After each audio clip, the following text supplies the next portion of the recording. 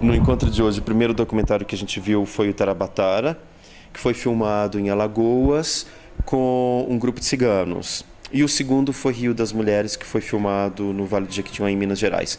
A gente tentou, são dois curtas independentes e a gente tentou fazer um paralelo entre o estilo de narrativa que os dois apresentavam.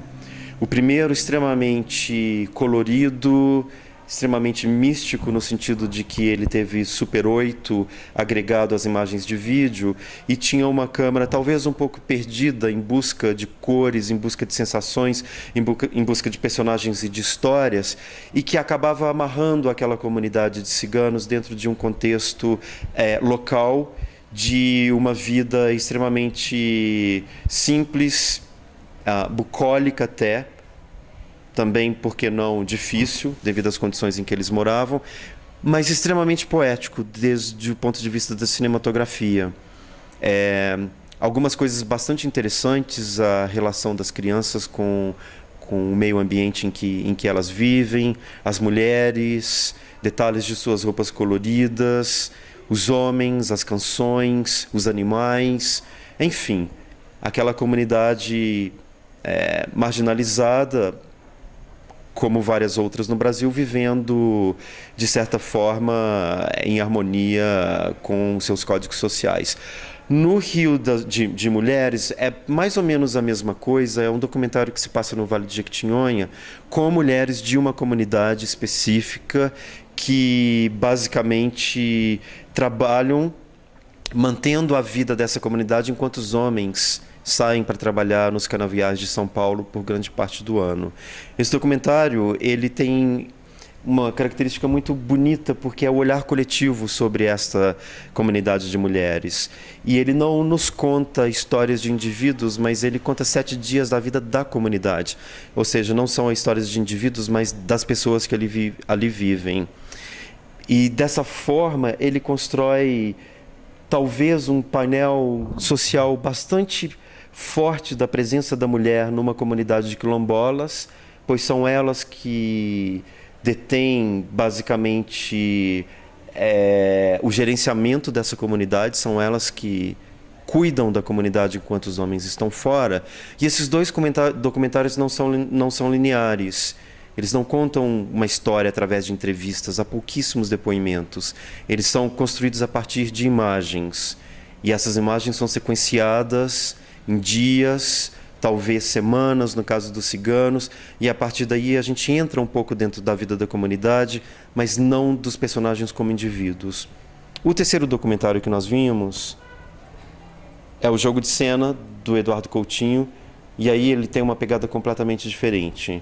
Mulheres, 18 mulheres, contam suas histórias num palco de um teatro vazio. Atrizes conhecidas e atrizes não tão conhecidas reinterpretam o que seria provavelmente o texto de mulheres que foram selecionadas a partir de um chamamento no jornal. Essas histórias são repetidas e são contadas por mais de uma pessoa. E nos deixa aquela grande dúvida se quem está contando a história é o personagem real e se a atriz está interpretando, ou se a atriz está mentindo e o personagem fictício, as mulheres fictícias, não seriam as atrizes. É uma grande cacofonia, na verdade, de sentidos, porque o que ele faz ali, ele constrói a partir de um elemento comum, histórias, quase todas elas de perdas, de mulheres. Ele constrói uma história que tem vários narradores, que tem várias camadas, onde começamos a questionar se tudo é verdade ou mentira, e começamos também a questionar se é importante entender quem é atriz e quem não é atriz, e a quem essa história pertence.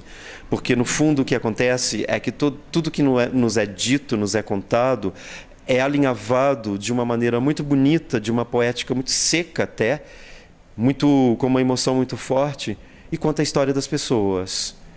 Então o documentário deixa de ser importante no sentido de são atrizes que interpretam histórias de mulheres que foram escolhidas através de um anúncio no jornal, e começam a ser histórias cotidianas que têm a ver com todos nós, que poderiam ser a minha, a sua, de qualquer outra pessoa.